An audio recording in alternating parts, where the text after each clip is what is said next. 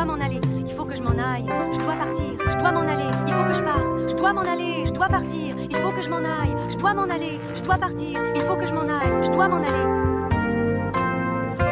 Car mon travail ici-bas sur terre est terminé, et pendant mon absence, je vous préparerai une place, puis je reviendrai pour vous emmener vivre avec moi.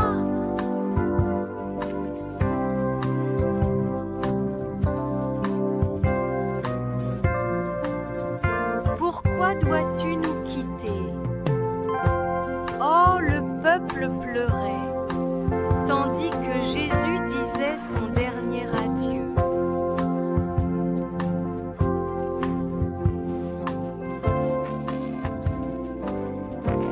Pourquoi dois-tu partir? Dis-le-moi, je t'en prie, car nous ne comprenons pas. Nous voulons vraiment savoir, comprendre la raison de ton départ, et cela nous préoccupe profondément. Peux-tu nous expliquer pourquoi tu dois t'en aller? Alors Jésus essuya leurs larmes et répondit: Mes petits enfants, je déteste vous quitter, mais je dois m'en aller. Eh bien, je dois m'en aller. Car mon travail ici-bas sur terre, tout ce que j'avais à accomplir dans ce monde, est maintenant terminé. Oui, c'est terminé, tout est achevé. Il n'y a plus rien à ajouter à ce que j'avais à faire ici. Mais pendant le temps où je ne serai pas présent, durant mon absence, je vais partir afin de vous préparer une place, un endroit qui sera prêt pour vous. Puis, lorsque ce sera fait, je reviendrai. Je reviendrai pour vous emmener avec moi, afin que vous puissiez vivre avec moi là où je serai. Si je reste, alors le consolateur ne peut pas venir. Car tout ce que vous demanderez, absolument tout ce que vous demanderez, en effet, en mon nom, sera accompli. Il vous guidera, il sera votre guide, et il vous conduira sur le chemin, pas à pas, dans son amour, dans la tendresse de son amour. Il vous cachera, il vous gardera à l'abri. Alors, allez, avancez, et attendez dans la prière. Demeurez dans la prière et dans l'attente, jusqu'à ce qu'il vienne. Je dois m'en aller, il faut que je parte, je dois partir, c'est nécessaire, je dois m'en aller, je dois vraiment m'en aller, partir, c'est ce que je dois faire, je dois m'en aller. Car mon travail ici-bas sur terre est en effet désormais terminé. Mais pendant le temps où je ne serai pas avec vous, c'est-à-dire durant la période de mon absence, je prendrai soin de préparer pour vous une place, un lieu qui sera destiné à vous accueillir. Je m'occuperai de cette préparation pendant que je serai loin de vous, afin que tout soit prêt pour vous lorsque le moment sera venu. Ensuite, une fois cette place préparée, je reviendrai. Oui, je reviendrai pour vous reprendre, afin que vous puissiez vivre avec moi, être avec moi là où je suis. Je dois partir maintenant. Il est nécessaire que je m'en aille. Je dois m'en aller. Je dois quitter ce lieu pour un temps. Je dois m'en aller. Mais je reviendrai pour vous reprendre, afin que vous viviez avec moi là où je serai. Car mon travail ici-bas sur terre est maintenant terminé. J'ai achevé tout ce que j'avais à accomplir dans ce monde. Oui, j'ai terminé. Ma tâche sur cette terre est accomplie. Pendant le temps de mon absence, durant la période où je ne serai pas avec vous, je vous préparerai une place, un lieu qui sera prêt pour vous accueillir. Ensuite, je reviendrai pour vous reprendre afin que vous viviez avec moi, pour que vous soyez à mes côtés et que nous soyons ensemble.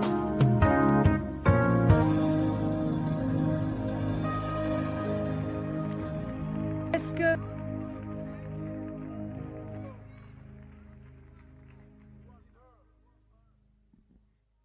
Tu en veux encore? Aimez-vous The Singing Stars? Et maintenant, accueillons Annie-Sara.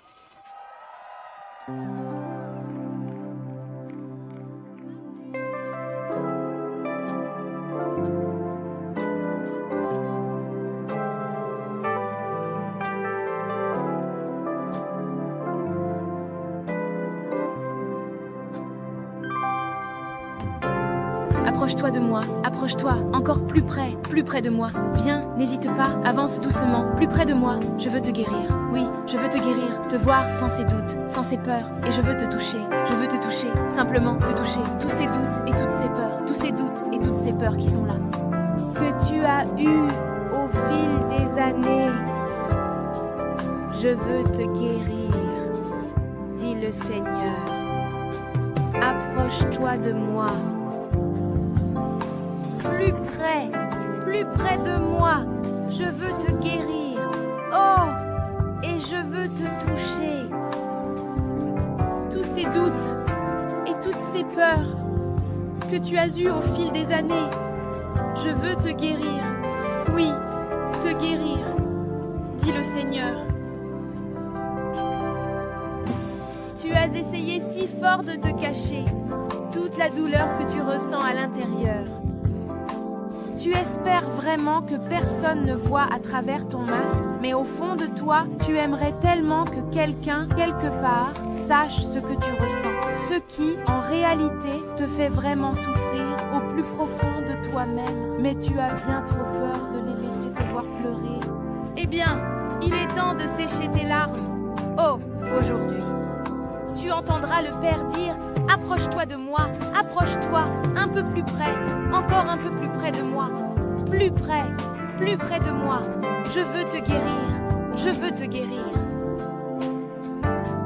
Et je veux vraiment, profondément te toucher. Je ne le dirai à absolument personne d'autre. Je le garderai toujours précieusement pour moi. Je veux sincèrement, vraiment te guérir. Dit le Seigneur. Eh bien, je veux que tu saches, que tu comprennes bien ce que je vais te dire. Il y a un endroit, un lieu précis où tu peux aller, où tu as la possibilité de te rendre. Cet endroit, ce lieu dont je parle, n'est pas si loin d'ici. Il n'est vraiment pas éloigné de l'endroit où tu te trouves en ce moment. Pour chaque vie brisée, pour chaque cœur profondément brisé, quiconque ici présent n'a pas à avoir peur, car ta guérison, elle, est toute proche.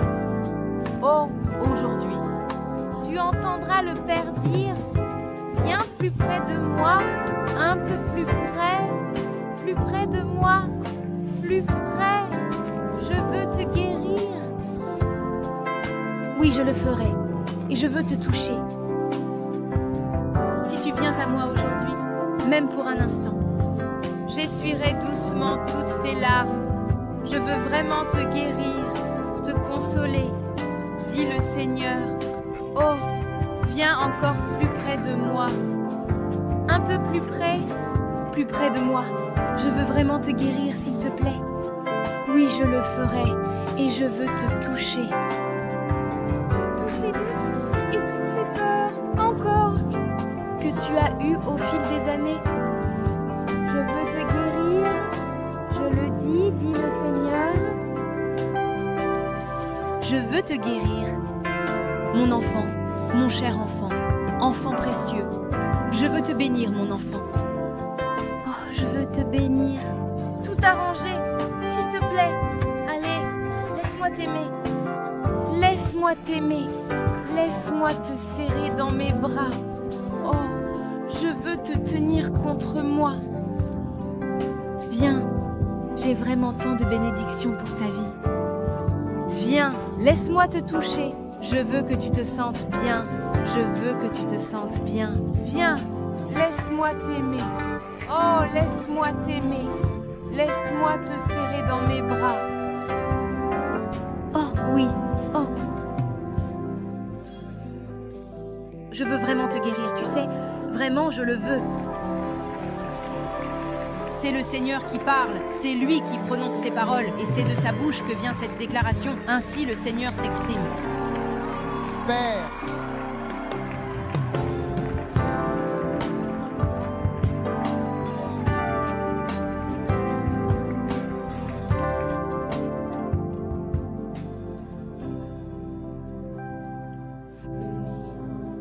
merci infiniment au nom de Jésus. Amen. Amen. Très bien. Vous pouvez vous asseoir.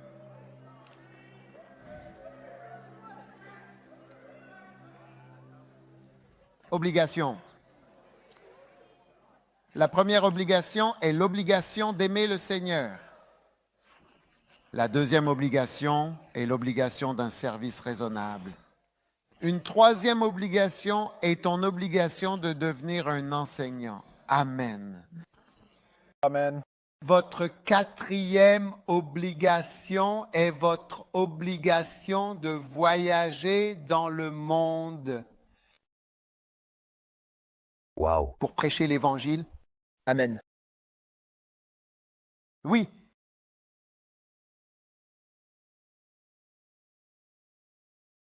Un chrétien est en effet un voyageur naturel.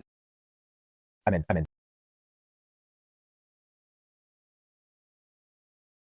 J'ai dit un chrétien est en quelque sorte un voyageur naturel. Amen. Oui. Voyageur naturel, authentique. Voyager fait partie du travail chrétien en tant que chrétien. Ah, il est rare qu'une personne qui travaille pour Dieu n'ait pas à beaucoup voyager, vraiment.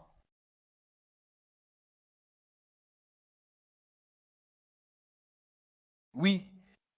Vous voyez, malheureusement, à cause de la pauvreté, vous considérez le voyage comme une promotion. Amen.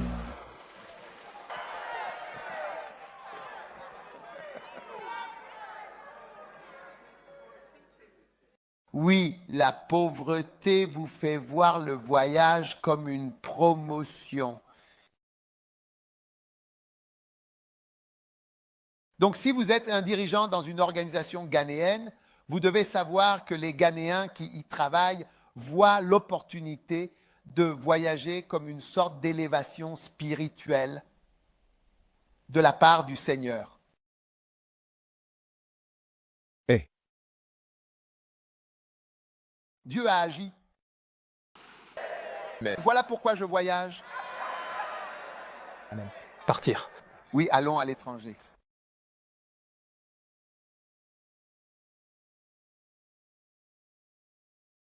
Vous m'écoutez?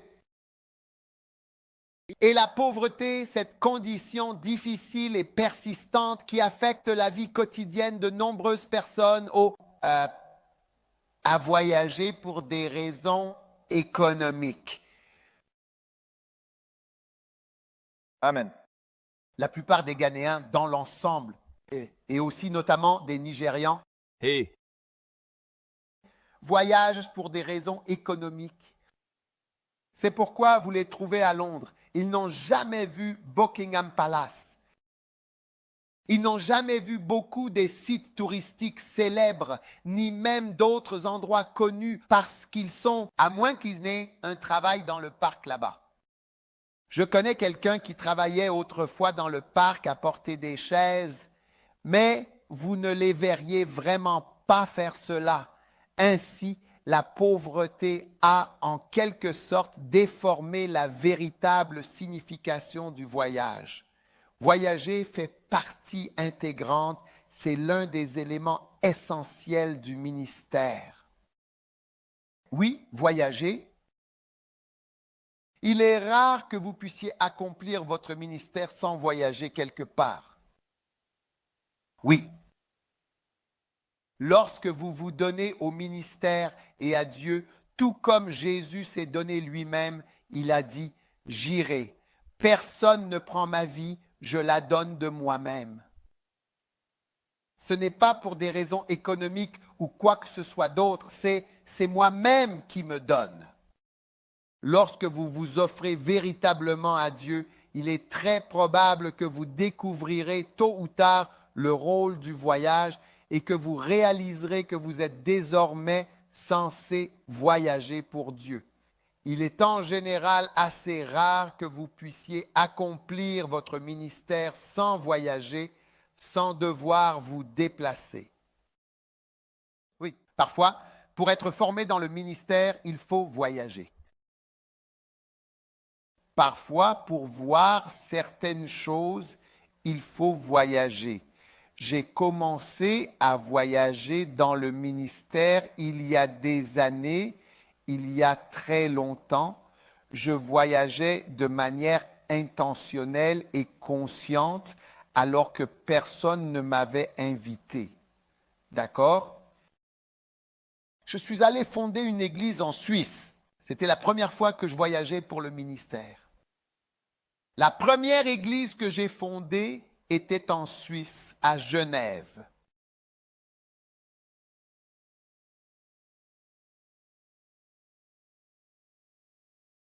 92.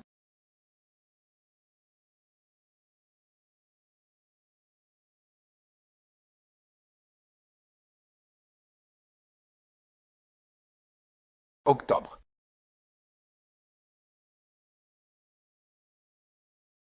Oui, je suis parti pour fonder une église. Octobre 1992, tu avais 2 ans, tu es né.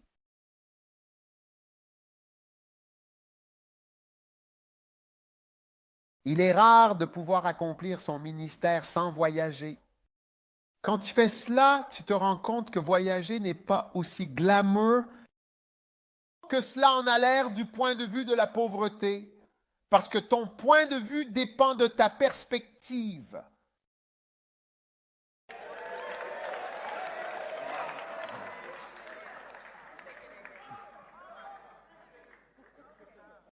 Ton point de vue, c'est que voyager est une promotion. Voyager, c'est aller chercher quelque chose. Voyager, je vais chercher de l'argent. Je vais faire quelque chose. Nous allons quelque part. Mais ce point de vue vient de ta perspective. Ta perspective est celle d'une personne frappée par la pauvreté. C'est vrai?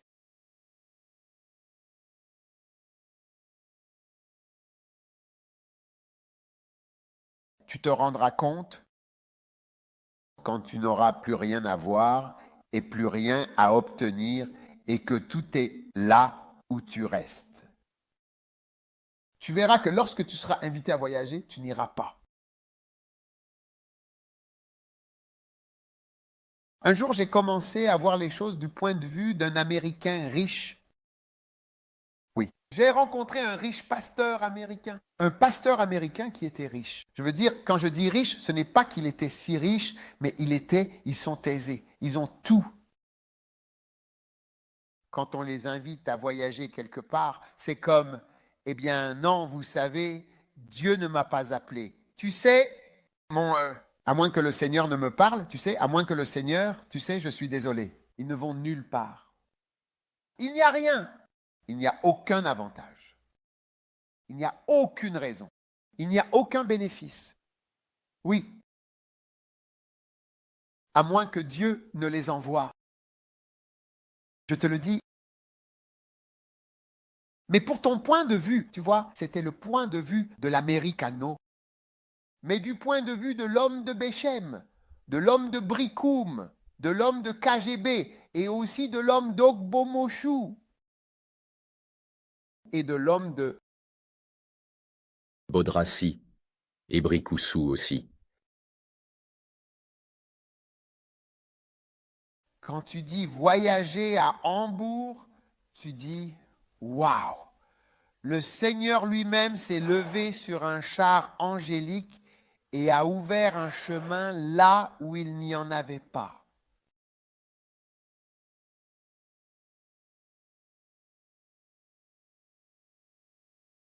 Mais le vrai, quand Guillaume Carré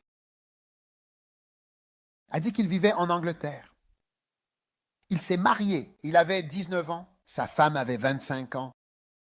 Oui. Et quand il a décidé qu'il allait. Il allait partir en mission en Inde. Tu vois, presque immédiatement quand tu entres dans le vrai ministère, le voyage s'impose. Sa femme a dit oui. Sa femme a dit je n'irai pas. J'ai dit je n'irai pas. Oui, je n'irai pas en Inde. Pourquoi? Je n'irai pas.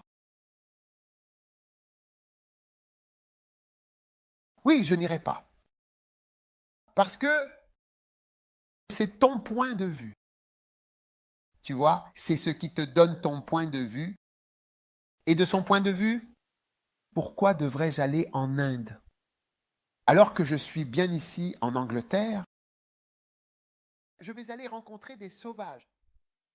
M'asseoir sur des rivières infestées de crocodiles, avec des hippopotames et des serpents anacondas, le cobra, le roi cobra. C'est le gros, tu sais, le roi cobra. La seule nourriture qu'il mange, ce sont des serpents. Il ne mange rien d'autre que des serpents. Oui, énorme comme ça. Grand comme un homme. Il peut atteindre la taille d'un homme. Oui. Voilà ce qu'on trouve en Inde. Tigre. Mhm.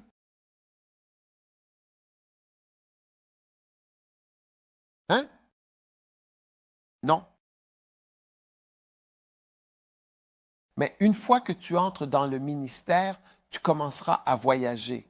Voyager fait partie du ministère.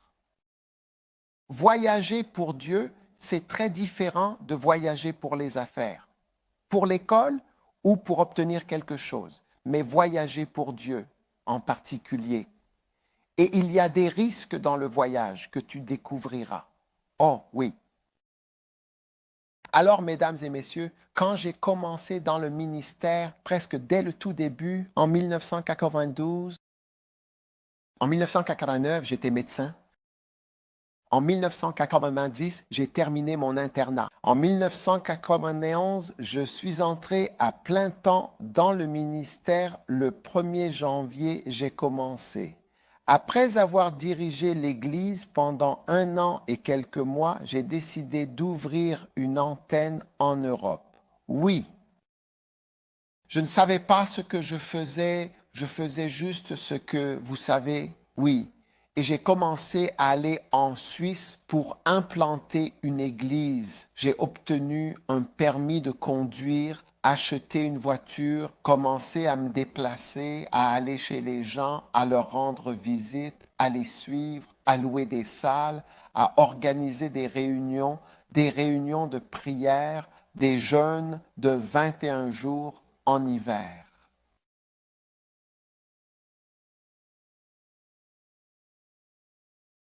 Réunion de prière tous les jours en criant. J'ai prié pour que tout le monde reçoive le Saint-Esprit. Personne ne connaît le Saint-Esprit. J'ai prié pour que tout le monde reçoive le Saint-Esprit. J'ai appris à tout le monde à jouer des instruments. J'ai acheté des batteries, un orgue, un clavier, un amplificateur, des enceintes. J'ai appris à celui-ci à jouer de l'orgue, à celui-là à jouer de la guitare, à un autre à jouer de la batterie. J'ai tout enseigné à tout le monde. Maintenant, ils jouent tous, aujourd'hui, ils jouent tous, oui. C'est ça, voyager et travailler pour Dieu. L'Église est toujours là aujourd'hui. Sans doute. Même cet après-midi, j'ai parlé à l'un des membres de l'Église, le pasteur est là-bas. Oui. Celle qui était là quand je suis venu en 1992, elle était là. Oui. Donc, travailler pour Dieu implique de voyager là où Dieu te dit d'aller.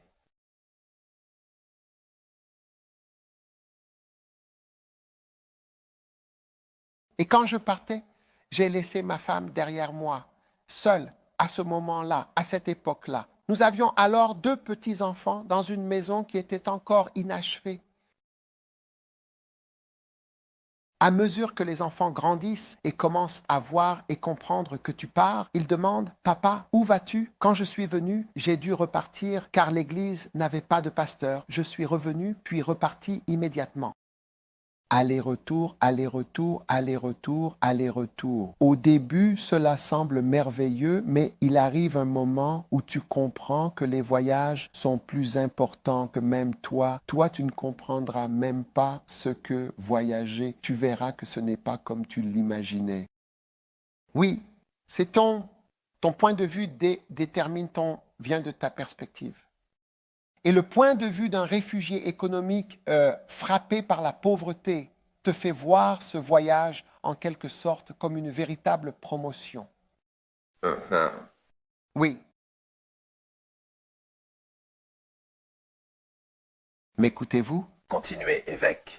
Donc, l'une des obligations d'un chrétien, ai-je lu une écriture? Comment se fait-il que je n'ai pas lu une écriture? Eh bien, d'accord, lisons-le. Matthieu 28. Jésus s'approcha, il s'approcha d'eux et leur parla, prenant la parole et disant ces paroles.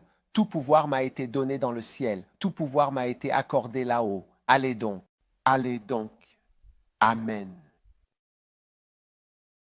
Et enseigner. Vous voyez, je vous ai dit qu'il arrive un moment où vous devez être un enseignant. Amen. Maintenant, non seulement vous devenez enseignant, mais vous devenez enseignant en mouvement.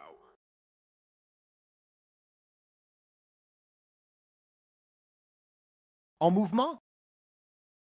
Se déplacer ici, se déplacer là, se déplacer partout. La puissance du Saint-Esprit te fait bouger. Allez donc, enseignez, allez donc, baptisez, enseignez-leur à observer tout ce que je vous ai commandé. Et voici, je suis avec vous jusqu'à la fin du monde. Mais vous recevrez une puissance. Acte 1, 8. Après que le Saint-Esprit sera venu sur vous, et vous serez mes témoins à Jérusalem, dans toute la Judée, en Samarie et jusqu'aux extrémités de la terre. C'est là la mission d'un chrétien. C'est une obligation. Maintenant, si tu n'arrives pas à te lever de ta chambre dans, comment s'appelle cet endroit? Lehman Brothers. Et vous ne pouvez pas simplement passer de Lehman au Pentagone, ou bien vous ne pouvez pas passer de Lehman à ETS pour aller suivre une âme, un voyage que Dieu vous envoie, un voyage qui commence depuis Lehman Hall, ou bien depuis G. Nelson, même de G. Nelson à Lehman, ou de Queen's Hall à Africa Hall. À Africa Hall, il y a une personne que tu dois visiter au 8e étage. Et tu ne peux pas monter dans la neige. Tu vois, je ne peux pas monter, c'est trop loin. C'est ton premier voyage missionnaire que tu es en train de refuser. Non. Tu refuses ton premier voyage missionnaire. Et tu vois, si tu penses que, oh, je veux épouser cet homme de Dieu, j'irai à Singapour, j'irai en Allemagne, j'irai ici, j'irai Zimbabwe, alors que tu n'es même pas prêt à aller de Queen's Hall à Africa Hall ou à Unity Hall. Hey. Tu n'es même pas prêt à aller de Commonwealth Hall. Sais-tu combien de fois je suis monté à Commonwealth Hall pour le suivi? Comment crois-tu que j'ai rencontré l'évêque Saki? Un jour, je suis allé en visite depuis Legon Hall. J'ai marché jusqu'à Sabah Annexe B au Ponglo. J'ai marché tout le chemin, c'était sa chambre, il était là. Quand je suis arrivé là-bas, j'étais avec mon amie, sœur Adelaide. J'ai décidé d'aller en visite avec elle. Non. Oui. Reste là et n'aie pas d'amis à l'université. Tu vas en souffrir plus tard parce que tu n'avais pas d'amis à l'université. J'ai décidé d'y aller avec elle. Allons faire une visite. Oui. Quand nous sommes arrivés, je crois que c'était au 1er ou au 2e étage, nous cherchions sa chambre. Nous allions de chambre en chambre, nous ne pouvions pas voir laquelle c'était. Puis nous sommes arrivés devant une chambre et à l'extérieur de la porte, ils avaient écrit sur un morceau de papier « Malheur à moi si je n'annonce pas l'évangile ». Et j'ai dit à la sœur avec qui j'étais que ça devait être la chambre ou alors on laisse tomber. Ça doit être la chambre. Oui, et il n'était pas là. Nous avons dû marcher d'un côté à l'autre, aller ici, là, monter et descendre. D'accord, Charlie, tu n'as même pas l'énergie d'aller d'ici à là? Tu ne peux pas aller d'ici à là? Tu ne peux pas y aller? Tu ne peux pas suivre ou prendre soin de quelqu'un? Tu ne peux pas sortir? Tu vois, c'est comme tu t'attends à ce que Dieu t'envoie en Indonésie. Tu dis, Dieu va m'envoyer dans un voyage merveilleux. Je dois aller à blablabla. Tu vas aller où? Tu ne vas nulle part. Le ministère demande de l'énergie. Ça implique du mouvement. C'est pour ça, Charlie, que c'est de l'activité avant la quarantaine. Quand la quarantaine arrive et que tes os commencent à craquer un peu, écoute, tu ne le sais peut-être pas, même au golf, on a le golf normal et puis il y a les seniors, ils appellent ça les seniors. À partir d'un certain âge, c'est comme si tu étais considéré comme senior. Oui, je ne connais pas leur âge. Je pense que c'est 50. Comme tu es un senior. Donc c'est comme si vous étiez dans une classe différente, ou 50 ou 60, je ne sais pas. Hein? Oui, je ne sais pas. Toi, tu penses que tu es toujours le même. Tu ne ferais même pas un petit voyage pour le Seigneur. Les petites choses, tu ne veux pas les faire. Tu veux juste chanter dans la chambre. Tu ne peux pas venir à la chorale. Tu ne peux pas aller ici. Tu ne peux pas faire ça. Le ministère, c'est trouver des gens. Et tu vois, pourquoi voyager serait nécessaire? Voyager devient nécessaire parce que les âmes sont dispersées dans des poches et à des endroits précis. Les âmes, là où tu es, s'épuisent, elles atteignent leurs limites à recevoir de toi. Bientôt, l'endroit où tu es sera saturé et tu devras aller ailleurs. Voyager fait partie du christianisme. Et Jésus a précisé 4 lieux géographiques: Jérusalem, la Judée, la Samarie et jusqu'aux extrémités de la terre. C'est notre devoir parce que notre Sauveur l'a dit. Lorsque vous avez vraiment le Saint-Esprit, oui, le Saint-Esprit, alors vous serez un évangéliste et aussi un gagneur d'âmes. Amen. Quand le Saint-Esprit est descendu sur les disciples, l'arrivée et la présence du Saint-Esprit ont permis à 3000 personnes d'être sauvées rien que cet après-midi-là. Oui, quand le Saint-Esprit est venu, l'effet immédiat, ce fut des âmes, 3000, juste, je veux dire, sa présence pendant quelques minutes seulement. Et sur la terre, c'est que des âmes sont sauvées. Non. Si le Saint-Esprit te conduit, ta vie sera orientée dans tous les aspects de ta vie. Allez, bien-aimé. Gagner des âmes et amener les gens vers Dieu. C'est comme une réaction qui est presque immédiate de la présence du Saint-Esprit dans ta propre vie personnelle. Je te le dis. Oui. L'esprit de l'argent, chercher de l'argent, aller dans le monde, obtenir de l'argent, obtenir des diplômes, aller dans tout ce que le monde offre, c'est l'esprit du monde, pas le Saint-Esprit. Amen. Lisez votre Bible. Tu n'es pas obligé de me croire? Oui, oui. Je ne suis rien. Crois ta Bible, lis-la et vois ce qui se passe quand le Saint-Esprit vient. Il a dit que quand l'Esprit viendra, tu verras la puissance. Et que feras-tu? Il est écrit, vous serez mes témoins à Jérusalem, en Judée, en Samarie et jusqu'aux extrémités de la terre. C'est un signe que tu as le Saint-Esprit lorsque des âmes sont gagnées dans ta vie. Allez. Absence du Saint-Esprit, absence de conquête d'âme, absence de croisade, absence de toutes ces choses. C'est pour ça que je suis ici. L'apostasie s'installe, descend sur l'Église. Hier, j'ai entendu qu'une Église révise sa constitution pour accepter, pour définir ce qu'est le mariage. Merci Jésus. Oui. Je crois que c'est l'Église presbytérienne, je ne sais pas dans quelle région, peu importe. Ils sont en train de redéfinir la définition du mariage au sein de leur Église. C'est tout ce que vous ferez. Vous tombez dans toutes sortes de choses, peu importe lesquelles. Pendant ce temps, quand le Saint-Esprit est là, vous verrez que vous bougez et vous voyez, il y a quelques années, quand le Saint-Esprit agissait dans l'Église américaine, on voyait physiquement les Américains se déplacer. Oui. On ne les voyait pas seulement à la télévision, on les voyait au Ghana, à Boku, à Takoradi. Ici, j'ai vu les maisons qu'ils ont construites. Des Américains. Voyager est une obligation, c'est une obligation, car il est venu du ciel sur la terre. C'est vrai. Il a voyagé jusqu'ici. Tu seras une mission, un missile, un moteur, une personne qui se déplace là où une âme peut être trouvée. Amen. C'est cela, la présence du Saint-Esprit sur ta vie. Amen. Tu es assis ici à recevoir, si tu veux, par exemple, tu peux voyager en Afrique du Sud, en Afrique australe ou bien en Afrique de l'Est. Là-bas, tu verras vraiment à quel point... Tu sais, quand on parle de ton niveau de christianisme, comme lorsque je suis allé au Nigeria une fois, j'ai réalisé que le Nigeria avait environ 40 ans.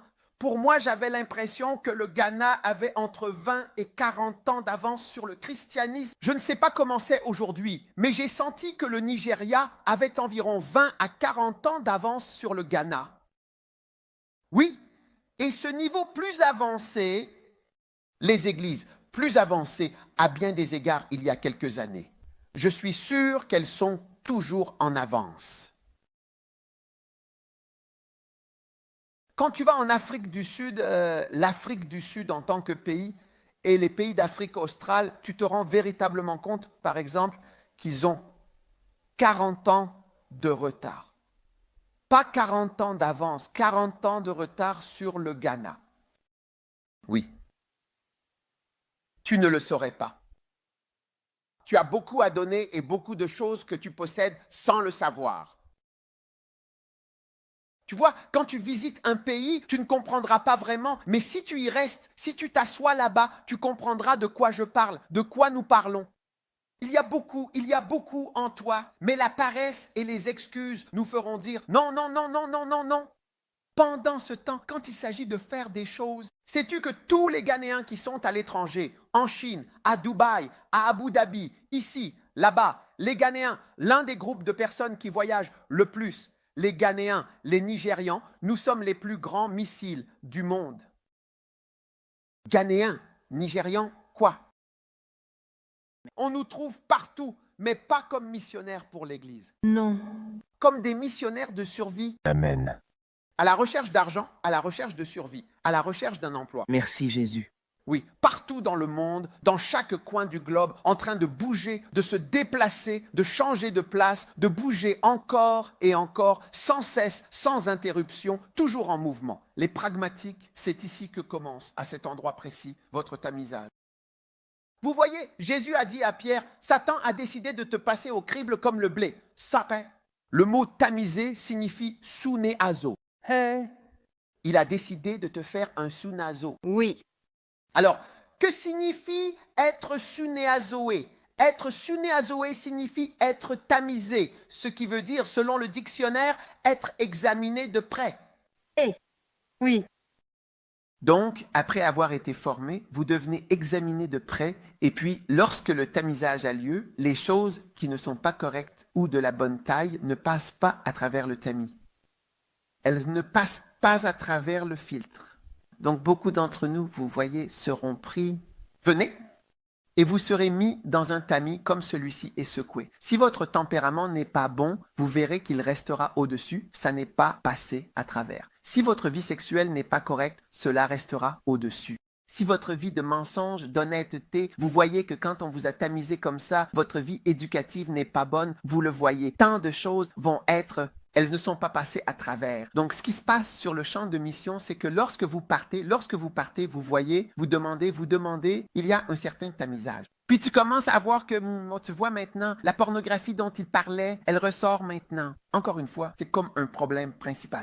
Cette histoire de sexe dont il parlait, je vois que maintenant, ces belles filles du Zimbabwe et du Mozambique, maintenant, quand elles secouent leurs fesses 2 fois comme ça, tu vois que c'est arrivé, tu as été tamisé.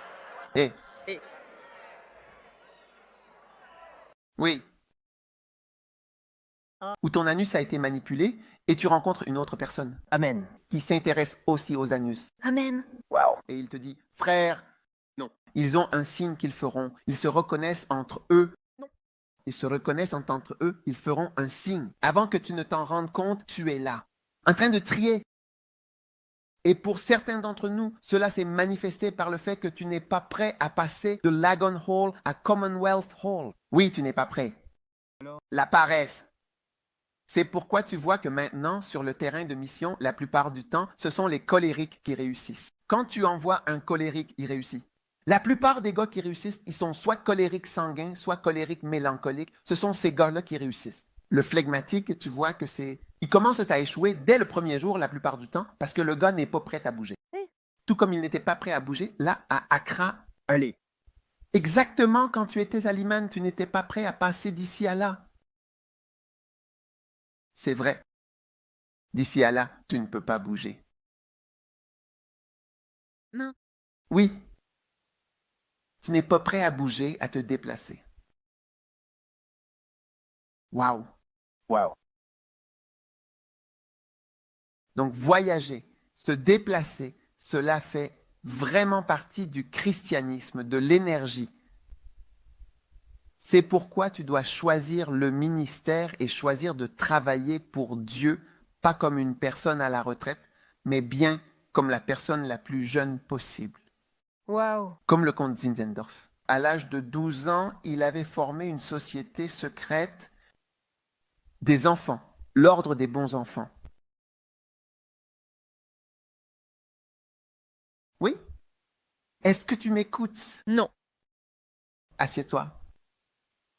Donc le tamisage commence et c'est ce qu'on appelle être examiné de près. Tu seras étroitement, lève-toi, tu seras examiné de près comme ça. Ils te mettent dans la chose et ils te secouent comme ça. Ensuite, on voit les leaders. Tu es soit un mauvais leader, soit un bon leader. L'onction, tu sais, parce que tu suis le mouvement de la foule. C'est comme un chanteur qui se retrouve seul, sans instrument cette fois, chante. Oui. Tu comprends? Chante, tout simplement. Ou un pianiste qu'on laisse joue seul comme Johnny Boy le fait. Il joue seul. Alors tu vois que c'est lui seul. Tout dépend de lui. Il n'y a pas de deuxième clavier, pas de troisième personne. Non, c'est lui seul. Donc s'il est bon et il tient la barre tout seul. Le chanteur peut chanter sans aucun instrument. C'est ce qui se passe et c'est là que tu commences à voir le flegmatisme. Tu n'es pas prêt à bouger. Quand il est temps d'aller en visite, tu dis « Ah !» Quand il est temps de se lever et de prier, même juste pour sortir de ton lit, pour aller d'ici à là-bas afin de prier, comment penses-tu que Dieu peut t'envoyer en Chine? Amen. Bien sûr, s'il s'agit de s'habiller, de faire du sport, d'aller faire du shopping à Singapour ou aux Philippines, dans de belles boutiques et tout ça, bien sûr, tu seras prêt. Chaque fille est prête à, qu'elle soit flegmatique, colérique ou autre, elle est prête pour ça. Tellement vrai. Oui, mais quand il n'y a rien à gagner, alors tu commences à dire « Ah, wow. Tu étires tes jambes et tu es allongé, complètement épuisé, comme si tous tes fusibles avaient sauté. Pas prête à bouger d'aucune manière, sous aucune forme, ni d'aucune façon. » Vous recevrez une puissance et votre position changera. Jérusalem changera, la Judée changera, la Samarie changera. Atamos vous verra là-bas, la partie la plus éloignée du campus. Oui, à l'extrémité du camp, avant que nous arrivions à la partie la plus éloignée de la terre d'Atamos.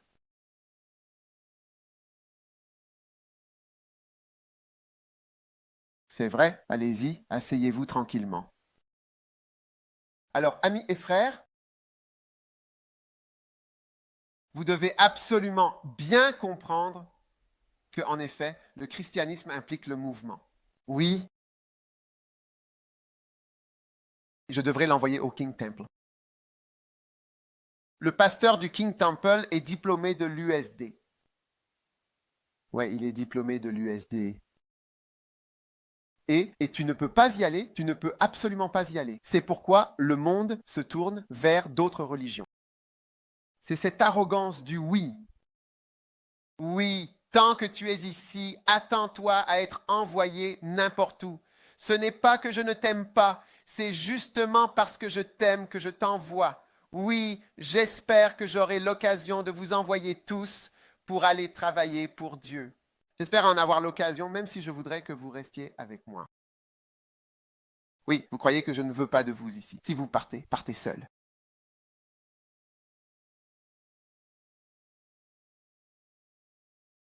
Docteur, allez, vous pourriez vous demander, est-ce que je ne veux pas avoir de membres? Oui, est-ce que je ne veux personne autour de moi? Tous les jours, je dis, j'envoie des gens. Oui, parfois, les personnes que j'envoie, après avoir été envoyées pendant un certain temps, ce qu'elles vont apprendre là-bas, elles deviennent plus utiles en revenant.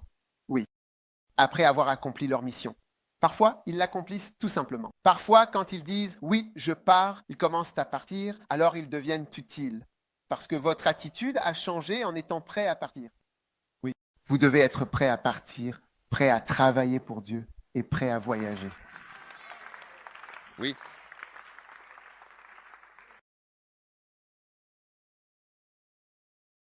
Tu sais, enfant, je voyageais. J'ai toujours voyagé. Même pour venir au Ghana, j'ai voyagé. Pour être ici, j'ai dû voyager parce que je ne suis pas né ici. Voyager fait partie de ma vie. Je n'ai jamais su que c'était une récompense. Quand je suis devenu pasteur, après un certain temps de travail, j'ai réalisé que non, les gens voient le voyage différemment.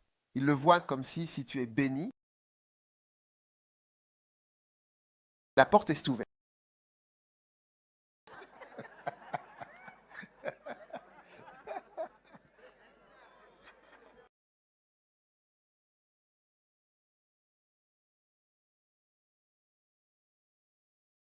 Mais Puis j'ai réalisé que il y a des fois où j'ai fait voyager des gens simplement parce que je me rends compte que c'est comme ça qu'ils pensent.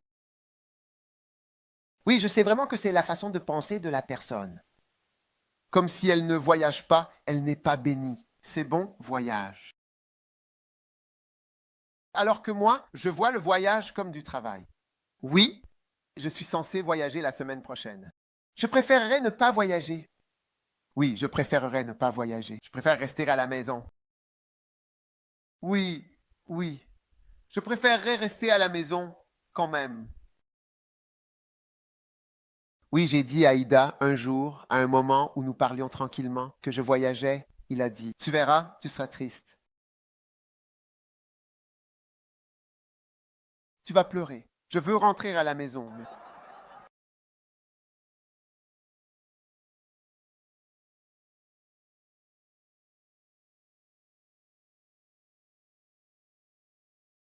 Je te vois voyager. Es-tu prête à partir? Où ça? Où es-tu prêt à aller? Hein, j'entends pas la ville. N'importe où. C'est vraiment n'importe où. Si on commence à filtrer et qu'on commence à t'examiner de près, eh bien, ce sera toujours en quelque sorte partout. Quand ta mère commencera à s'y opposer et que ta grand-mère s'en mêlera aussi, et que ton père passera un coup de fil, qu'est-ce que tu diras? Dis à quelqu'un que je suis prêt à être un voyageur pour Jésus. Je suis prêt à dépenser et à m'épuiser. C'est mon obligation. Oui, c'est l'obligation des chrétiens. D'utiliser des moyens.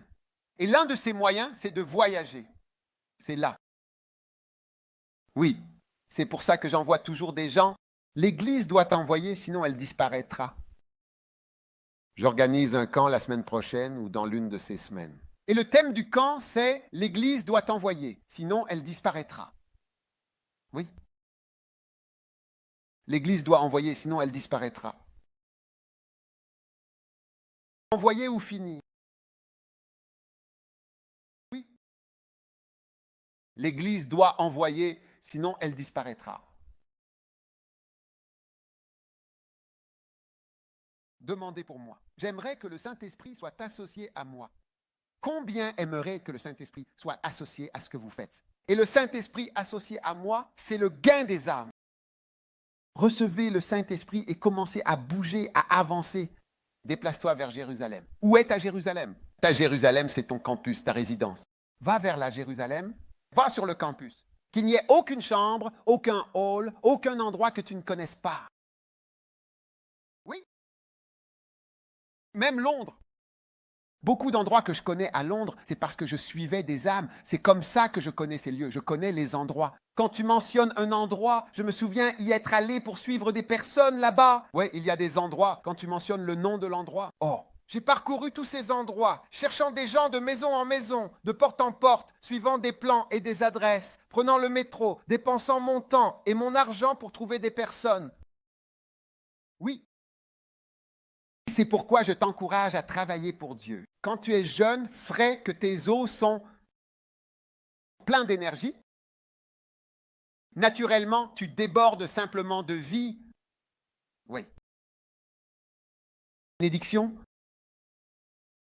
Est-ce une bénédiction? Es-tu enthousiaste à ce sujet? Es-tu prêt à te mettre en mouvement pour Dieu? Je change ta profession. J'ai dit, je change ta profession. Je change l'œuvre de ta vie. Cool. Écoute bien. Oh. Je dis, je change l'œuvre de ta vie. Oh. Oui, ça change. J'ai dit, tu sais, ça change. L'œuvre de ta vie change. Ta profession change également. Pratiquement, Oui. C'est le cas. C'est mon obligation. En tant que croyant, d'aller jusqu'aux extrémités de ce monde, aussi loin que possible. C'est pourquoi tu vois que toute personne qui a le nez tourné vers le bas sur les choses auxquelles tu n'appartiens pas dans le christianisme. Ouais, tu regardes en bas, tu sais, souvent tu regardes les gens et tu dis qu'ils méprisent certains endroits. Oh, c'est un villageois. Regarde bien ceux de ce village. Regarde vraiment attentivement tout ce mensuel. Et donne-moi, c'est quoi, Jim? Et tu ne peux pas, tu ne fais pas. Appartiennent ici. Je t'ai dit, tu n'as pas ta place ici. Oui. 2 fois, j'ai eu peut-être même 3 fois, voire plus. J'ai eu des étrangers qui travaillaient. Ils travaillaient dans le ministère. Un jour, l'un d'eux a fait un commentaire. J'ai réalisé que cette personne n'avait pas une bonne opinion des Ghanéens.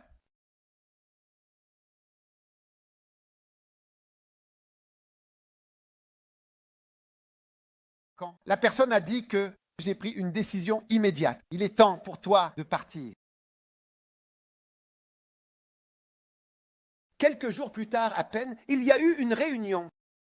Tu dois y retourner. Pas longtemps après. Tu dois alors retourner dans ton pays. Tu dois retourner dans ton pays. Va là-bas, trouve quelqu'un que tu aimes, marie-toi. Tu commences vraiment à mépriser les gens. Ton temps est terminé. Tu ne peux pas mépriser des pays, des lieux, des gens en tant que missionnaire ou quelqu'un que Dieu veut utiliser. Il n'y a personne qui soit inférieur si tu ne comprends pas ce que je dis et il n'y a aucun endroit qui soit inférieur si tu ne sais pas. Il n'y a aucun endroit dans le monde qui soit un lieu inférieur. En ce qui concerne l'œuvre de Dieu, c'est un lieu. Une âme est une âme et elle est précieuse aux yeux de Dieu. Peu importe d'où il vient, tu ne peux pas le mépriser. Et cette chose doit être éradiquée de toi. Tourne. Une autre personne a fait un commentaire, elle a dit « Oh, c'était un cercle, c'était un cercle. Tu sais comment les gens essayaient de faire je ne sais quoi? Alors je regarde les gens, j'ai vu ces gens et j'ai dit, quand j'ai entendu ça, j'ai dit « Ah bon ?» J'ai dit « Il y a un problème avec ces gens? Les gens dans le cercle, il y a quelque chose de mauvais chez eux? Tu ne voulais pas les toucher ?» Et j'ai pris note mentalement de cela. Lui, il ne savait pas que j'avais remarqué, mais j'ai noté ça instantanément. Même hier, j'ai rencontré des gens faisant des commentaires sur le Ghana. J'ai dit, ces gens-là, quelque chose ne va pas, immédiatement. Je leur donnais des conseils pour aller ici. J'ai commencé à donner le conseil dans l'autre direction. J'ai dit, allez à l'autre endroit. Oh oui. Donc, tu ne peux pas mépriser un endroit. Tu vois, quand Dieu parle des extrémités de la terre, tu dis, quelles extrémités? Quelle extrémité? Vous regardez les lieux d'en haut, a-t-il précisé. Quand il parle des extrémités, cela inclut partout. Tu as levé le nez et tu regardes de haut des endroits et des gens, surtout des endroits. Ah, tu n'as pas ta place ici. J'ai dit, tu n'as pas ta place dans cette réunion. Non. Tu ferais mieux de venir à l'orientation professionnelle la semaine prochaine. Amen. Ils seront là pour le développement de carrière. Ouais. J'en ai bien pris note et j'ai renvoyé la personne là où sont les autres. Tu comprends? Et maintenant, tu sais, la personne est en fait complètement rétrograde. Oui. Ouais, parce que l'orgueil précède la chute. Complètement rétrograde. J'ai pris note mentalement quand la personne, a dit quelque chose dans un bus, quelque chose, a fait ce commentaire. Il y a une façon, quand tu écoutes, tu vois que la personne a une manière de regarder de haut tout ce qui se passe. Mais pendant ce temps, d'où tu viens, qu'est-ce qui s'y passe? Qu'est-ce qu'il y a là-bas? Wadomine? Wadomine. J'ai dit, Wadomine? Wadomine. Ouais. Un jour, j'ai envoyé un frère en Ouganda. Et quand il est parti, quelque chose de terrible est arrivé. Ouais. Quand il est venu me voir, il a dit, évêque, vous savez, ça avait un rapport avec des braqueurs armés. Il a dit, vous savez, je veux vous dire, la vérité c'est que même mon propre frère ou mon propre cousin, ou peu importe qui, ici même au Ghana, il a mentionné la ville. Des braqueurs armés sont allés là-bas. La même chose lui est arrivée il y a juste quelques semaines. Pas à cause de l'Ouganda, Ce n'est pas qu'il y ait un problème avec l'Ouganda. Quand il a dit ça, j'en ai pris note. Il réfléchissait clairement. Ce n'est pas parce qu'on peut toujours essayer de blâmer un endroit. Tu vois, cet endroit est maudit. Je n'aurais jamais vu quelqu'un ici. Je ne connais personne ici. Je ne serais jamais venu ici. Tu crois que je ne pourrais pas parler comme ça de Colegono? Qui est-ce que je connais à Colegono? Qu'est-ce qui aurait pu m'amener à Colegono? Quelqu'un je ne connais personne là-bas. Comment pourrais-je même connaître quelqu'un? Je n'ai pas de père de gens là-bas. Est-ce que tu as des gens là-bas? Docteur, tu connais des gens à Colegono? Non. Louange. Qu'est-ce qui aurait pu nous amener à Colegono? Par le Christ. Nous pouvons tous lever le nez et dire « Hé, ces gens-là, ces gens-ci, ceci, cela, cet endroit. » Quel endroit? Qu'est-ce que tu veux dire par là? Tu n'es pas à la bonne réunion. Tu es venu à la mauvaise réunion. Retourne là où tu trouves que c'est bien. Eh bien, retourne. Tu es le genre de personne dangereuse qui, si jamais tu épouses un étranger, si tu as un mariage mixte, au moindre petit problème conjugal, tu commenceras. Je connais un couple, ils se sont mariés. Ghana, Gambie, un mariage Ghana-Gambie. Et quand les problèmes ont commencé, oui, on n'entendait plus que parler du Ghana ou de la Gambie. Que ce soit Ghana, Gambie, Ghana, Gambie. Vous les Gambiens ceci, vous les Ghanéens cela, les Ghanéens, vous les Gam. Hey! On n'en entendait pas la fin. Oui. Parce que tu méprises un endroit. Je ne méprise aucun endroit. C'est un bon endroit pour moi. Quand j'étais à Calling God, I Love Colleague, je rêvais de couvrir ce que tu allais faire. Quand cet évêque est venu là-bas, il s'est tenu sur le toit, il a regardé autour de lui, il a dit « Quoi ? Il n'y a aucun bâtiment du XXe siècle ici. Je ne vois aucun édifice du XXe siècle. » Je n'étais pas content de ce qu'il disait parce que je pensais que c'était un endroit formidable. Il voyait prophétiquement qu'il n'y avait aucun bâtiment du XXe siècle ici.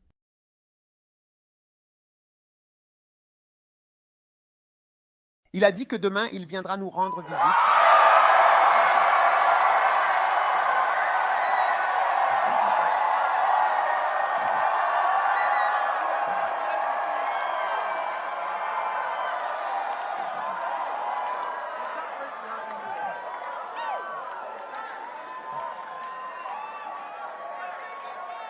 Oui.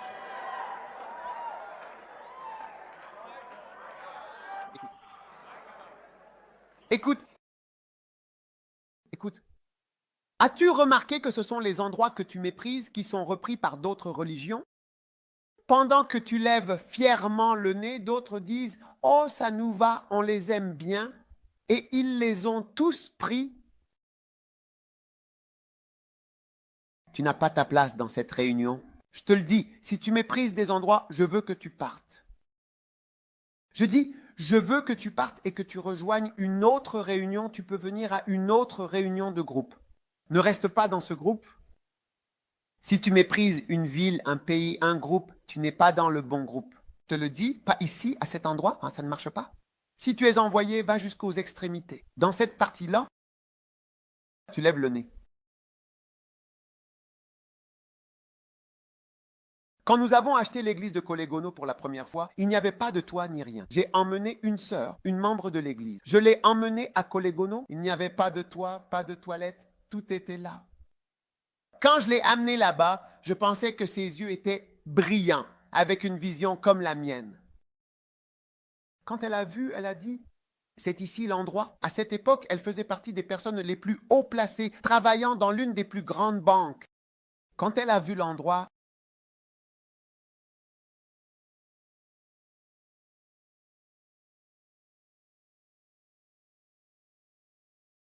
a dit. Je tremblais. J'ai dit, il semble que j'ai fait erreur. Oui, elle méprisait l'endroit où le pasteur de la plus grande église du monde allait venir pour la dédicace. Oui. Elle regardait d'en haut l'endroit où nous allions avoir de nombreux réveils, des mariages, de nombreuses bénédictions. Elle la méprisait.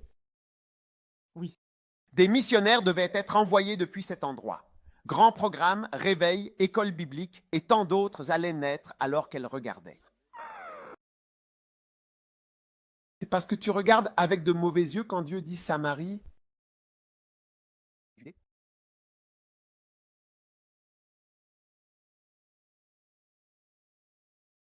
Tu es hors de propos, mon gars. Tu es allé trop loin, au maximum.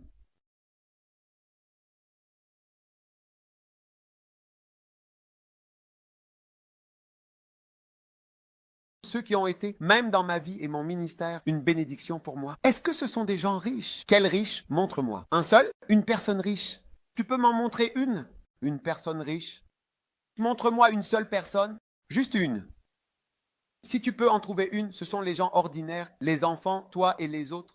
Mais tous ceux qui sont avec moi maintenant, ils seront comme ça. Bien-aimés, on dira. As-tu ce bien-aimé? D'accord, ça n'a pas marché, c'est fini. Bon, on va en chercher un autre comme ça à briser. Sais-tu combien de fois l'évêque Oko a connu des ruptures de relations? Pour que nous recommencions, on s'assoit et on planifie. Planifions encore, viens, planifions encore. Sais-tu combien de fois j'ai dit ça? Sais-tu combien de fois on s'est assis? Nous sommes retournés à la planche à dessin pour revoir notre stratégie.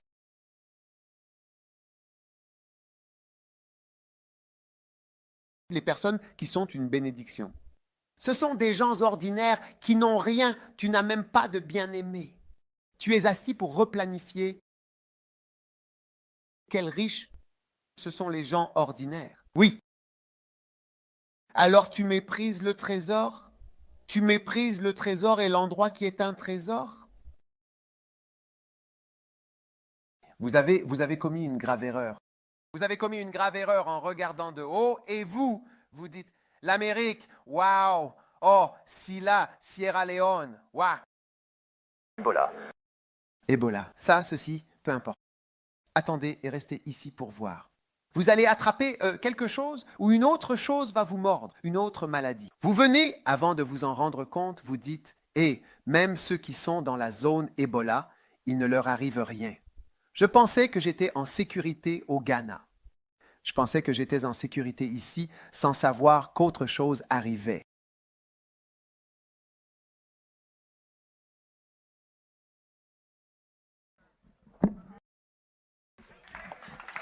Ouais. Vous qui levez le nez, là-haut, doucement, sur des endroits que vous ne comprenez pas. Vous ne comprenez pas. Oui, vous ne comprenez pas l'œuvre de Dieu. Ce n'est pas de l'endroit où vous pensez que votre bénédiction viendra. Parfois, elle vient d'ailleurs. C'est vrai. Oui, jusqu'aux extrémités, jusqu'aux extrémités. Continue, Dog. Continue. Continue d'aller jusqu'aux extrémités de la terre. Continue de prêcher dans les coins. Continue de prêcher dans les petites salles. Continue de prêcher aux petits garçons et aux petites filles, qui, aux yeux du monde, sont de petits garçons et de petites filles. Et je te bénirai, et je te bénirai, et je te bénirai. Amen. Alléluia. Oui. Amen. Alléluia. Amen. Alléluia. Amen. Lorsque tu marches sur le chemin qu'il t'a demandé d'emprunter, il se peut qu'il n'y ait pas de lumière à certains endroits. Si tu apprends à fermer ta bouche et à ne pas te plaindre lorsqu'il y a de l'obscurité, tu arriveras bientôt à un endroit lumineux, à la lumière. Oui. La lumière brillera. Amen. La lumière commencera à briller. Amen. La lumière commence à briller. Amen. Tu ne te souviendras même plus de l'obscurité. Amen. Car lorsqu'il enlève le souvenir même de l'obscurité, ainsi que le souvenir de la tristesse, ce sera comme une histoire racontée sous forme de récit. Amen. Tu ne pourras même plus te souvenir du ressenti, C'est bien. de l'obscurité et du ressenti de la tristesse, C'est bien. parce que tout cela sera passé loin dans le passé. Et le Seigneur t'aura guéri. Waouh. Il t'aura donné 2 fils, Oui. Manassé et Éphraïm. Mon Dieu. L'un, c'est que la douleur de ton enfance est maintenant bien effacée. Amen. Et l'autre, c'est que ta fécondité est venue. Amen. Que le Seigneur te donne la véritable fécondité, celle qui vient lorsque tu ne méprises pas ces champs de moisson. Allez. Que le Seigneur vous bénisse et vous donne l'honneur que vous méritez parce que vous avez honoré son appel et vous avez honoré ce qu'il a respecté et vous avez aimé ce qu'il a aimé. Tu aimes les gens qu'il aime. Tu es bienveillant envers les gens envers qui il était bienveillant. Amen. Que le Seigneur t'aide et se souvienne de toi. Amen. Eh bien, à cause de cela. Un grand merci à lui. Merci Jésus. Merci pour nos obligations. Oh, merci. Merci parce que nous accomplirons chaque obligation de voyager n'importe où. Oh oui. À tout moment. Oui. Pour faire n'importe quoi. Que tu veux que nous fassions, Seigneur? Nous sommes heureux que tu nous appelles.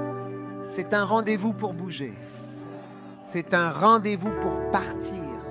Nous te rendons grâce. Nous te louons. Au nom de Jésus-Christ de Nazareth. Amen. Amen. Asseyez-vous. Waouh. Wow. Quelle bénédiction.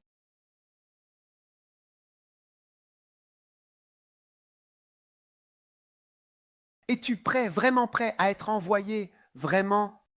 Oui. L'Église doit vraiment envoyer, sinon elle disparaîtra. Waouh. Oui. Écoute, tu sais, honnêtement, je ne veux vraiment pas te le cacher. Ton appel inclut bien le voyage, comme je te l'ai dit. Je ne veux pas te le cacher. Ton appel inclut le mouvement. Parfois, c'est aller et venir, aller et venir. D'autres fois, c'est partir et ne jamais revenir. Oui, je ne sais pas. Mais il y a beaucoup de mouvements dans le ministère. Oui. Quand je regardais Kenneth Hagin, tu sais, il est décédé en 2003. Quand je regarde ses dernières émissions, tu sais, vers 2002, même 2003, il était quelque part, oui, quelque part,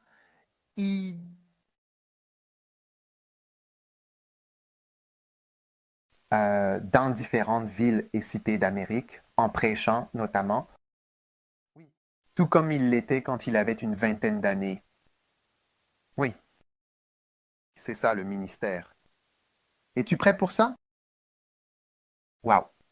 Je sais que tu penses que c'est glamour. Il y a toujours quelque chose de merveilleux caché à l'intérieur. Dieu a des douceurs, des réconforts, de petits réconforts. Il fait juste t'encourager. Oui, t'aider. Prends celle-ci, suce-la, ma chérie. Pour que tu continues d'avancer. Mais ce n'est pas toujours joyeux. Kenneth Hagin a dit, il a dit que parfois son fils lui disait « Papa, tu dois y aller, papa, ne pars pas. » Et il répondait « Je dois y aller. » Et il disait qu'il garait sa voiture et avançait quand il tournait au coin de la rue. Puis il garait à nouveau la voiture, et alors il pleurait dans la voiture. Et il pleurait, pleurait. Quand tu as de jeunes enfants, tu comprendras. Il pleurait. Quand il avait fini de pleurer, alors il redémarrait la voiture et continuait. Ça lui faisait tellement mal de partir.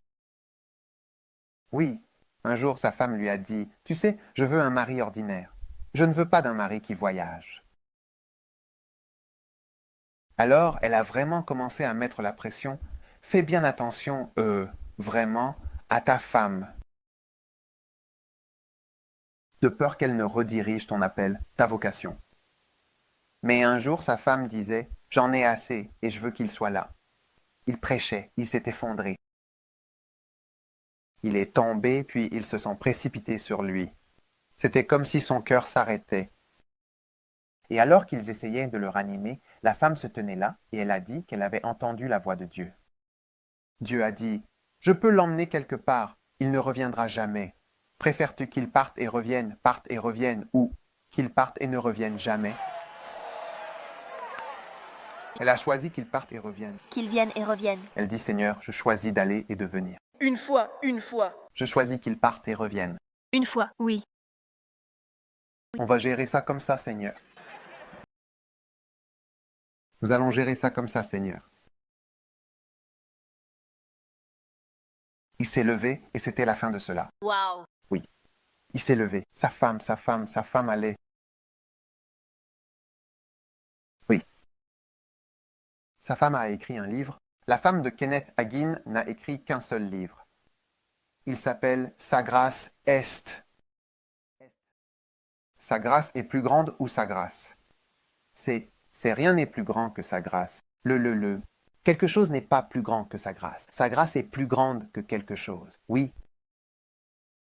Tu peux le faire. Quand tu iras au ciel, plus de voyages, résidentiels, ton manoir, Mon Dieu. des visites sans fin, amitié et jeux de guitare sans fin, Oui. chanter pour toujours. Oui. Waouh! Applaudissez pour Jésus.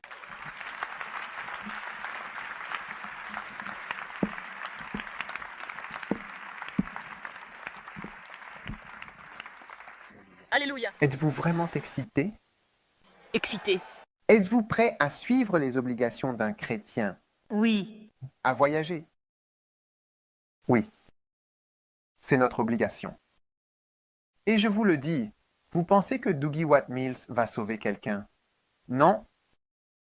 Si vous pouviez voir à quel point je me sens triste, profondément attristé et abattu dans ma chambre silencieuse, surtout lorsque je prends le temps de penser longuement à tout ce que ma vie a, jusqu'à présent, si peu fait pour Dieu, vous comprendriez mon état d'esprit. Je compte sincèrement sur vous pour vous lever. Amen. Dieu m'a montré que la façon dont je peux être fécond, c'est d'avoir des enfants, des fils et des pasteurs que je peux former, que je peux accompagner et qui feront quelque chose.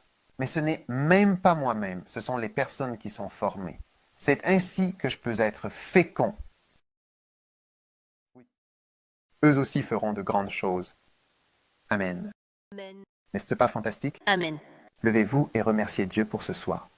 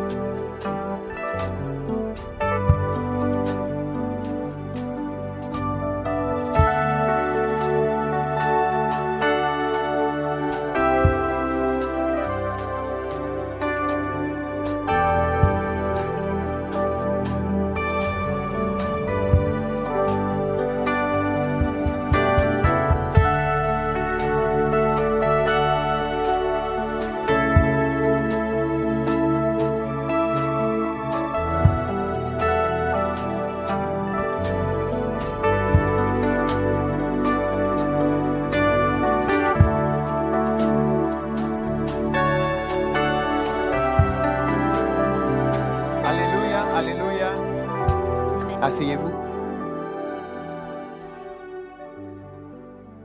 Combien d'obligations avez-vous? 4. Numéro 5, il s'agit de votre obligation d'être un témoin. Votre obligation d'être en toutes circonstances un témoin.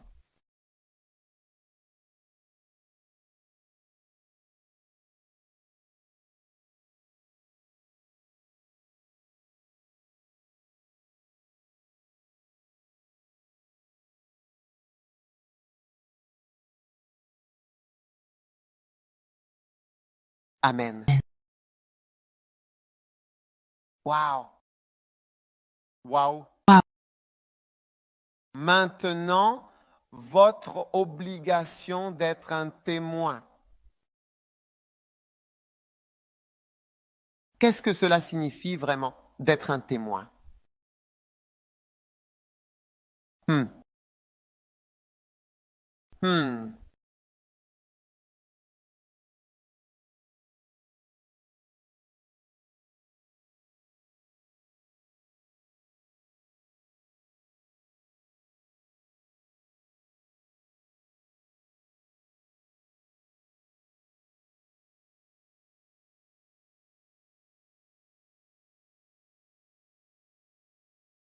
C'est votre obligation d'être un témoin, un véritable témoin de Jésus-Christ.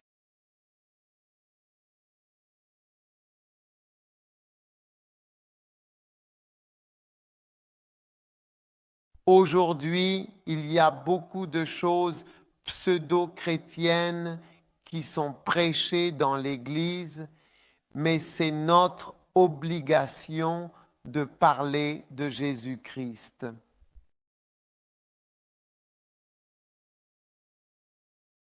Amen. Je peux avoir un amen?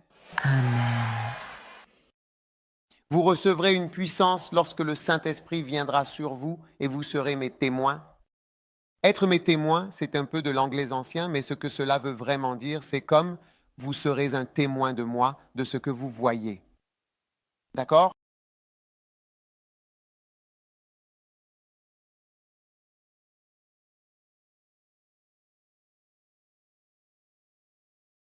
Alors? Je me souviens d'un jour où j'étais dans une chambre, je logeais quelque part, en fait. Et un homme s'est disputé avec sa petite amie et il a pris sa voiture et a commencé à foncer avec la voiture contre la maison. Et je regardais tranquillement par la fenêtre et j'observais attentivement le gars qui était en train de crier sur la fille. Et la fille, elle, lui répondait aussi en criant d'une voix forte. Puis il est monté dans sa voiture, a avancé jusqu'à l'endroit où ces gens étaient assis, puis a reculé à toute vitesse. Vroom. Pow! Toute la maison a tremblé. Il est reparti en avant, puis a de nouveau reculé. Vroom. Pow! Et puis encore en avant. Je crois qu'il l'a fait 3 fois. Puis il est sorti de la voiture en jurant, en criant, est remonté dans la voiture et est parti. Puis j'étais là quand j'ai soudain vu toute la zone illuminée de lumière bleue. La police était arrivée. Je suis allé dormir. Et quelques jours plus tard, il y a eu un coup à la porte. Quand j'ai ouvert la porte, il y avait un policier. Et il a dit, « S'il vous plaît, il s'est passé quelque chose ici, dans cet endroit, il y a quelques nuits. Avez-vous, par hasard, vu quelque chose? » J'ai répondu, « Est-ce que j'ai vu? Vous avez besoin de moi? Pourquoi faire? Je n'ai pas de temps pour vos histoires. » En fait, la raison pour laquelle il m'appelait, c'est qu'il voulait que j'aille au tribunal. En effet. Et que je sois témoin. Qu'ai-je vu cette nuit fatidique? Témoin. Ce que j'ai vu, ce que je sais. Wow. Est-ce que j'ai vu exactement ce jour-là? Est-ce que j'ai vu ce que je sais à ce sujet? Bref, est-ce que tu peux croire que je suis allé au tribunal? Oui. Oui. Quand je suis arrivé au tribunal Je n'y étais jamais allé auparavant. C'était la première fois. Alors ils ont dit, témoin numéro 2. Alors j'ai avancé. Ils ont demandé, qu'avez-vous vu cette nuit-là? Et puis je leur ai dit, premièrement, il faut bien garder à l'esprit que l'anatomie du membre supérieur est sans aucun doute très importante, vraiment très importante dans l'étude de l'anatomie générale.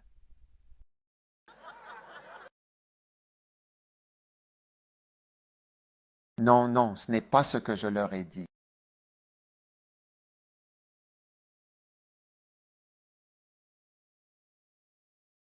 Voici ce que je leur ai dit. Je leur ai dit, ils ont demandé, qu'ai-je vu cette nuit-là? J'ai dit, eh bien, premièrement, il y a 7 lois principales de la prospérité. Oui, c'est ce que j'ai dit. J'ai dit, il y en a 7. Le juge a dit, pardon, excusez-moi, monsieur. D'accord. J'ai dit, je vous donne les 7 lois de la prospérité. Non, c'est pas ce que je leur ai dit.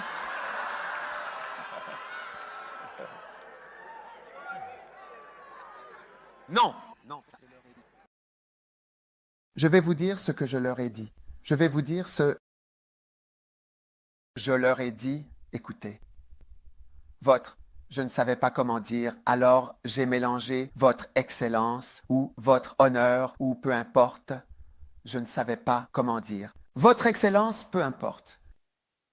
J'ai dit, quand vous examinez un patient, vous devez poser des questions sur les différents systèmes, le système cardiovasculaire, le système neurologique, le système gastro-intestinal et le système dermatologique. Et quel autre système? J'adore ça. Système génito-urinaire et musculo-squelettique. Respect. Pardon? Excusez-moi? J'ai dit oui, je vous explique comment examiner un patient. Ils ont dit non, non, non. Des choses que vous n'avez pas compris de quoi je parlais. Étiez-vous là cette nuit-là? Avez-vous vu quelque chose? Vous savez, il y avait toute une histoire devant chez vous, là où vous habitiez. Avez-vous vu quelque chose? J'ai dit, dans le système gastro-intestinal, il faut demander, avez-vous eu de la diarrhée? Est-ce que vous vomissez? Avez-vous des douleurs à l'estomac? Avez-vous quoi? Puis j'ai dit, ensuite, pour le système respiratoire, il faut demander, êtes-vous essoufflé au moindre effort? Avez-vous des palpitations? Toussez-vous? Toussez-vous du sang? Quand vous toussez, quelle est la couleur des expectorations? Sont-elles jaunes? Y a-t-il du sang? Quoi? La sécurité, pourriez-vous s'il vous plaît? Ils venaient pour moi. Vous pouvez le croire parce qu'ils disent que je parlais du carabia. Non, ce n'est pas ce que je leur ai dit. Ah. Ce n'est pas ce que je leur ai dit. Ce n'est pas ce que je leur ai dit. Tu veux vraiment savoir ce que je leur ai dit? Je leur ai dit, j'ai dit, écoutez, j'étais bien là cette nuit-là, mais ce que je veux vous dire, en fait, c'est en réalité très simple. Au Ghana, nous avons plusieurs parcours de golf. Hashimota Golf Course, c'est le numéro 1. Je me souviens. Tema Golf Course, Celebrity Golf Course, Kumasi, Takoradi. Quoi? J'ai dit, je vous le dis, je décris les parcours de golf que nous avons au Ghana. Oui, et donc, maintenant, les différents régimes climatiques donnent naissance à une végétation différente sur chaque parcours. Wow! Immédiatement, j'ai ressenti le bleu quand je me suis retourné. Le policier en bleu, un homme blanc. Il a dit, venez par ici, s'il vous plaît. Venez par ici, s'il vous plaît. Et j'ai dit au juge, au revoir. Et je suis sorti du tribunal. Tu crois que j'ai dit ça au juge? Non. Ce n'est pas ce que j'ai dit au juge. Tu veux savoir ce que j'ai dit au juge? Je te dirai demain ce que j'ai dit au juge.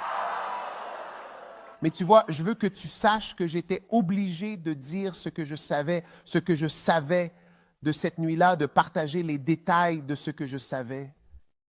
Que j'allais en anatomie et que j'examinais un patient, le système gastro-intestinal, que je posais des questions sur la toux et l'essoufflement. Et si quand tu craches, est-ce que c'est de couleur jaune? C'est vert, c'est bleu, il y a du sang, tu tousses la nuit, tu transpires la nuit, tu as ça, Wow! Je leur parlais des parcours de golf au Ghana. De quoi parles-tu?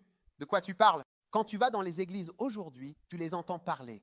Tu te dis, de quoi il parle? Qu'est-ce qu'il dit? De quoi il parle, mec? Qu'est-ce que c'est? Quel est le sujet? Qu'est-ce qu'ils disent? Qu'est-ce qu'ils disent? De quoi parlent-ils? Est-ce que c'est lié? Je veux dire, c'est vrai, mais est-ce que c'est ce qu'on est censé entendre ici? Est-ce pour ça qu'on est là? Non. Oui. Est-ce pertinent? Oui. Non. J'étais vraiment obligé, je n'avais pas le choix de dire ce que j'ai vu cette nuit-là. Et toi et moi, nous avons l'obligation de parler de Jésus-Christ. Amen. Oui. Merci.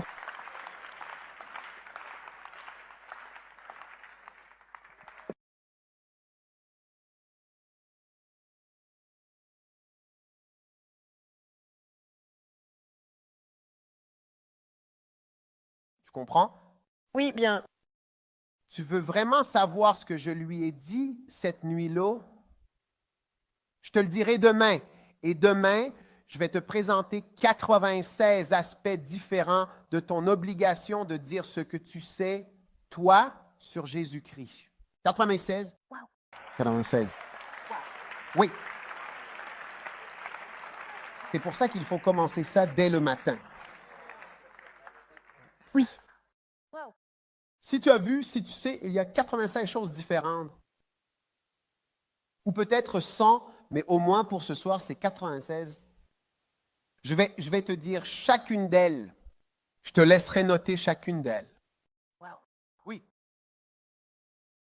Comme ça, tu pourras aller là-bas et être vraiment un véritable témoin. Amen. Parle de la vraie chose. Arrêtez toutes ces bêtises. Parler d'anatomie au mauvais endroit. Tu vois, et les choses que je dis sur l'anatomie, elles sont vraies. Oui. Tu vois, c'est ça le point. On ne dit pas que c'est pas vrai. Ou que c'est un mensonge ou faux. C'est vrai, mais ce n'est pas ce qu'il nous faut ici. Non. Quand tu amènes toutes ces choses, tu es comme une personne folle aux yeux de Dieu. Oh.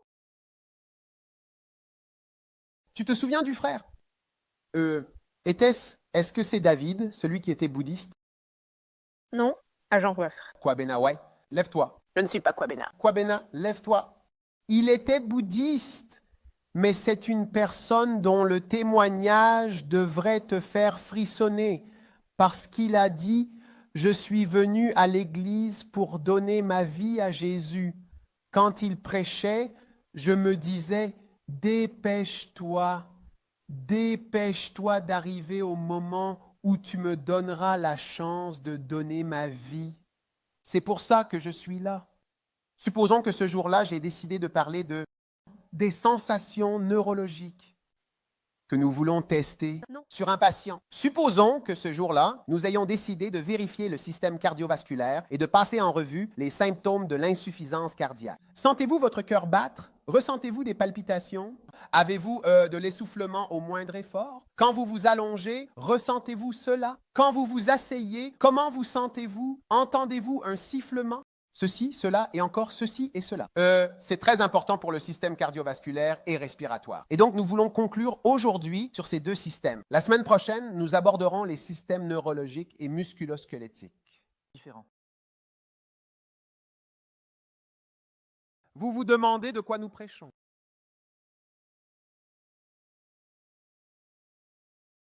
Vous vous demandez combien d'entre vous pensent cela? Demain, je vous dirai ce que j'ai dit au juge. Combien pensent que le juge m'a pris pour un fou? Il a dû penser que j'étais cinglé. Je pensais que j'étais fou. Je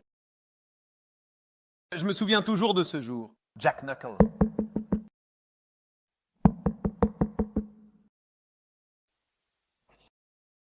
J'ai vu la police, mon cœur s'est mis à battre. Je me demande, ai-je un visa?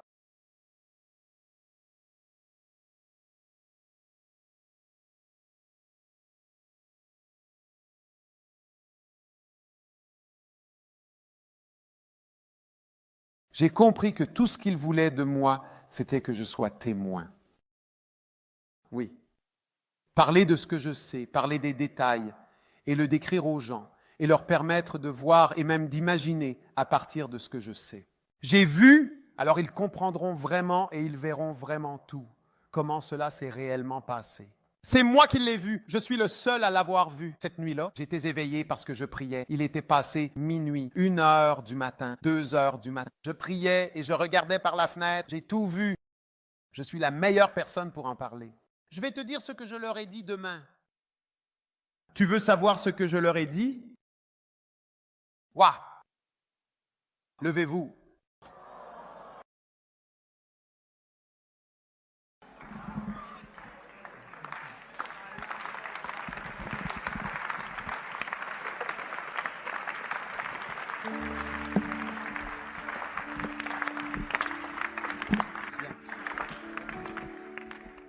J'ai appris qu'il y a des boulettes de viande.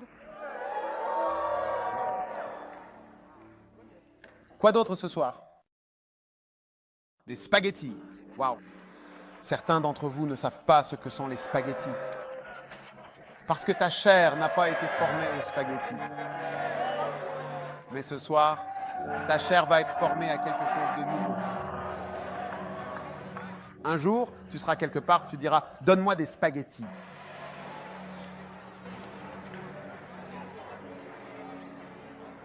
Parce que j'ai déjà été à Anakazo. Et j'ai mangé des spaghettis.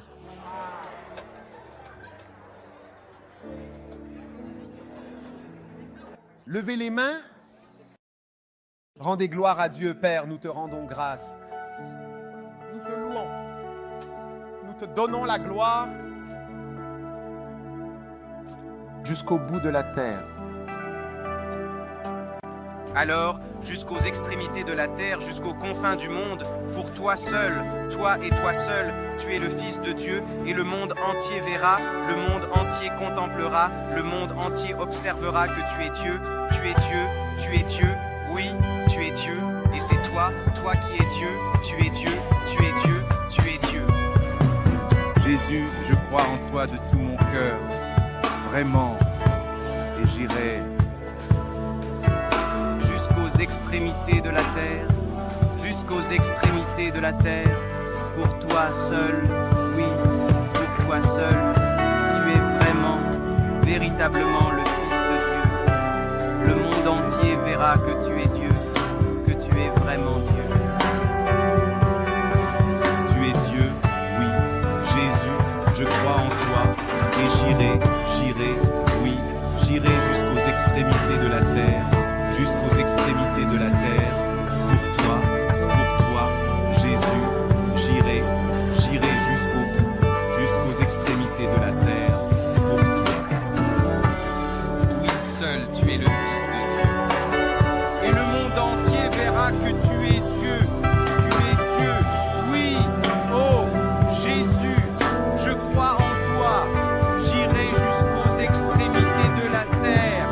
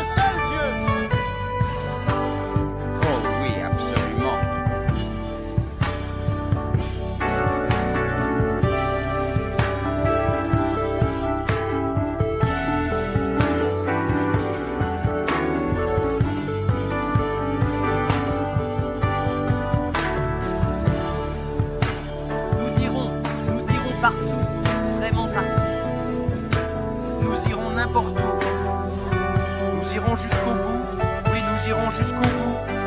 Oh, regarde.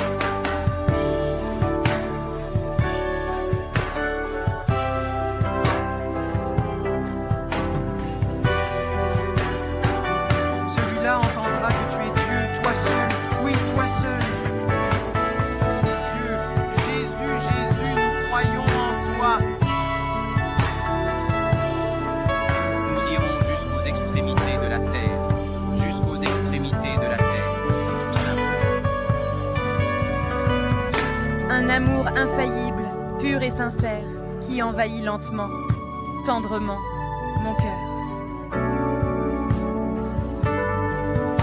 Tu m'accueilles, vraiment. Je retrouve la paix. La peur disparaît en tout ce que tu...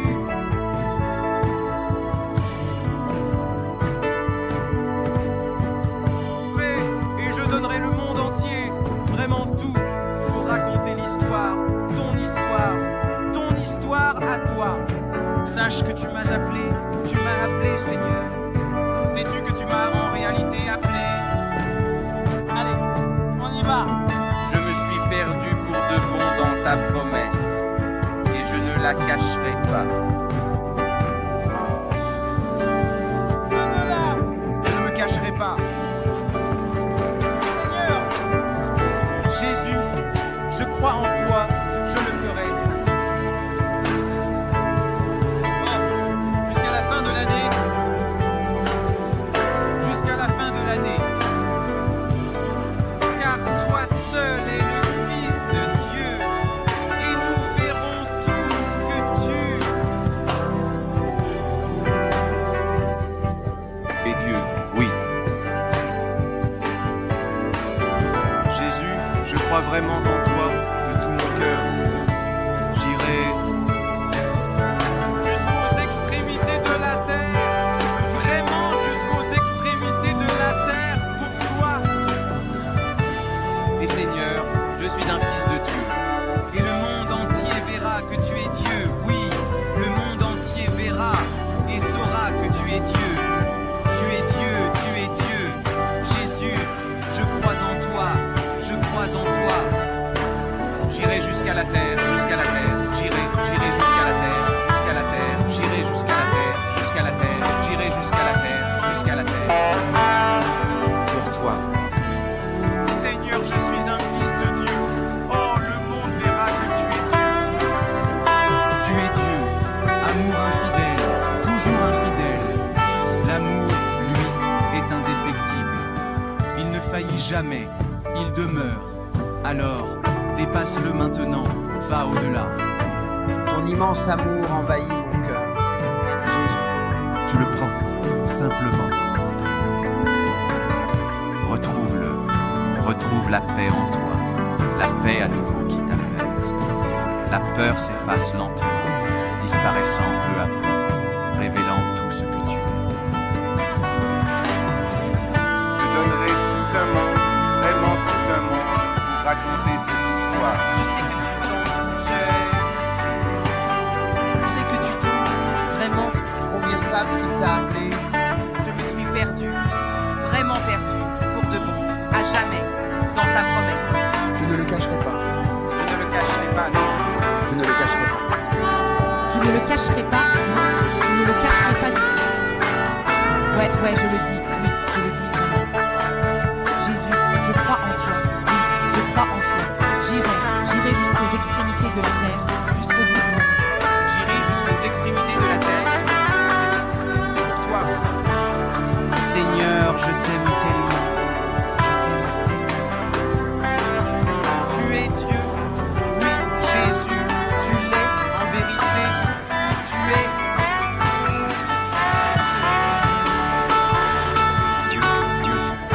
Dieu, je ne peux que répéter encore et encore. Dieu. Tu es là, tu es vraiment là, c'est toi. Dieu.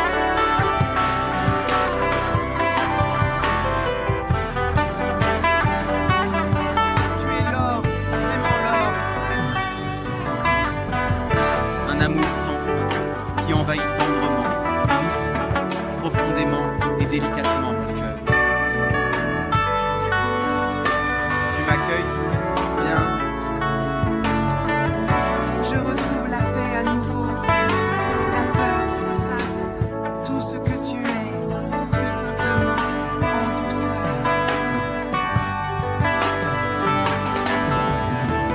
Je donnerai le monde entier, absolument tout, pour raconter une histoire, car je sais, au plus profond de moi, qu'il m'a véritablement appelé. Je le sais, oui,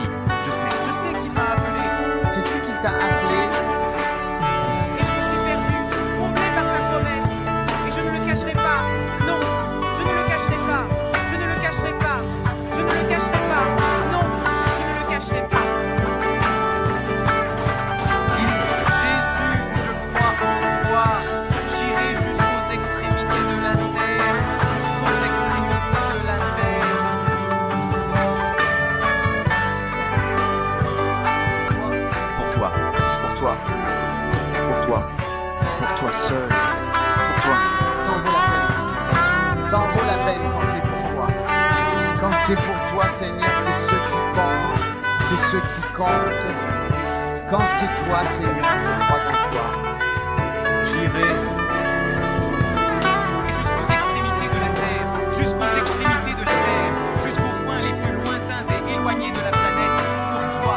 Et Seigneur, je me lèverai, je me dresserai afin que le monde entier, partout sur la surface de la terre, voit que tu es Dieu.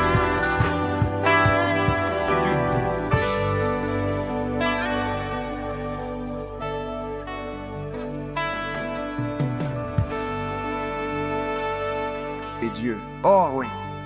Merci. Merci Jésus. Merci Jésus. Pose ta main sur ton cœur. Père, touche chaque cœur. Touche chaque cœur ici. Touche chaque cœur. Je te prie, toi Seigneur, que tu puisses, s'il te plaît, toi Seigneur, accomplir cela. Me donner une bonne vie. Alléluia. Alléluia. Alléluia. Père bien-aimé, nous te rendons grâce du fond du cœur. Merci de nous avoir appelés.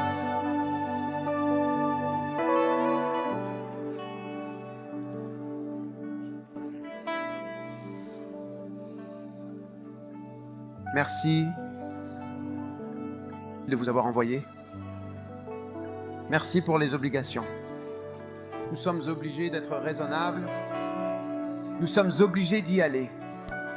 Nous sommes obligés de témoigner. Nous sommes obligés de tout dire. Merci. Merci pour ce grand honneur. Nous le ferons, Seigneur.